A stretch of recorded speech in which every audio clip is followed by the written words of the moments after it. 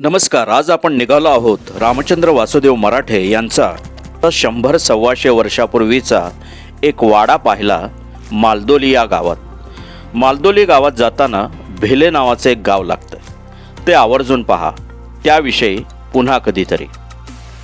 तर हा जो वाडा आहे तिथे जाण्यापूर्वी आपण मालदोली बंदरामध्ये प्रवेश करतो.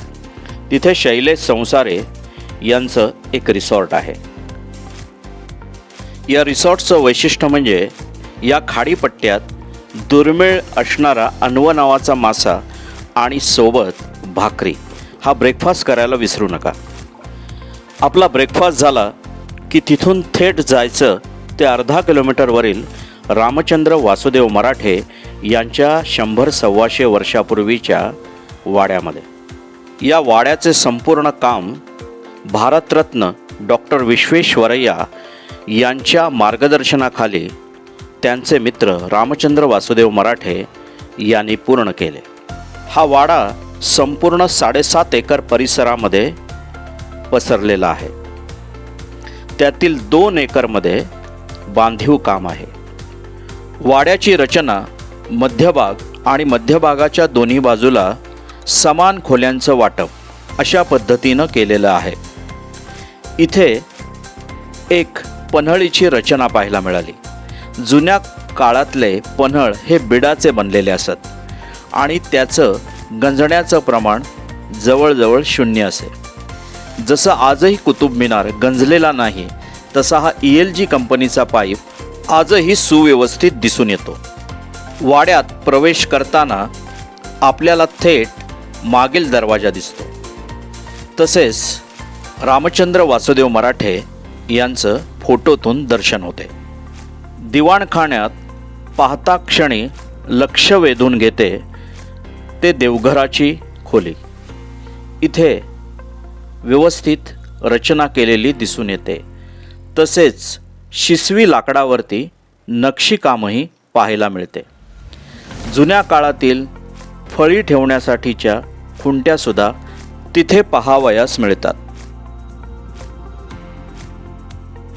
वाड्याच्या खिडक्यांची रचना अशी केली आहे की कुठच्याही खोलीमध्ये स्वच्छ मोकळा असा सूर्यप्रकाश आपल्याला पाहायला मिळतो. तसेच अजून इथे एक रचना पाहायला मिळाली. प्रत्येक खोली ही दुसऱ्या खोलीशी एका अशा भिंतीतल्या छोट्या खिडकीनं कनेक्टेड आहे.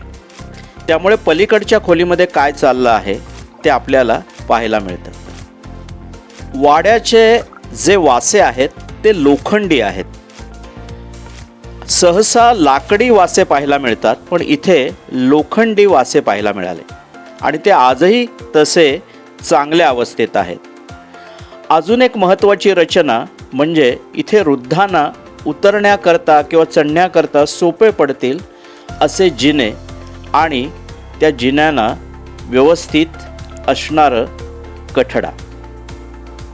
हा आश्रम सध्या विश्व हिंदू परिषद संचालित एका वृद्धाश्रमामध्ये रूपांतरित झालेला आहे.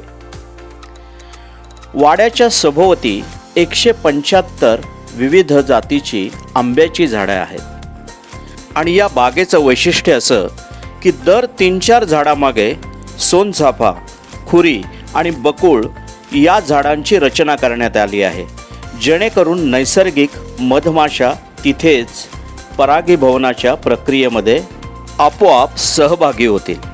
वाड्याची रचना करताना 4ही बाजूला सज्जे ठेवण्यात आलेले आहेत, जेणेकरून कुठेही उभे राहिलं तरी संपूर्ण बाग 4ही बाजूनं आपल्या नजरेसमोर येते.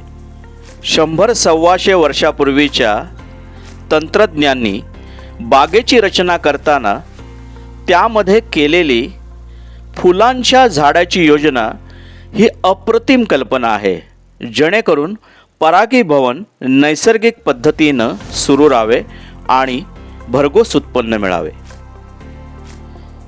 त्या काळातील उत्कृष्ट सिव्हिल इंजिनिअरिंग पाहायचं असेल तर विद्यार्थ्यांच्या सहली इथे जरूर आणा. तंत्रज्ञ काय कमालीचं काम करत होते त्या काळात सुद्धा हे पाहायला मिळतं. सध्याच्या वारसदारांनी हा वाडा विश्व हिंदू परिषदेस डोनेट केला असून सध्या तिथे आनंद आश्रम नावाचा एक वृद्धाश्रम चालवला जातो. ह्या वाड्याला पूर्वीच्या वाड्यांचं वैशिष्ट्य म्हणजे पोटमाळासुद्धा आहे, जेणेकरून वाळवणं टाकायला नैसर्गिक स्वच्छ सूर्यप्रकाश मिळावा. वाड्याला भेट द्यायची असल्यास ती विश्व हिंदू परिषदेचे विश्वस्त श्री दीपक भाटिया यांच्याशी संपर्क करा. त्यांचा फोन नंबर व्हिडिओमध्ये दिसत आहे.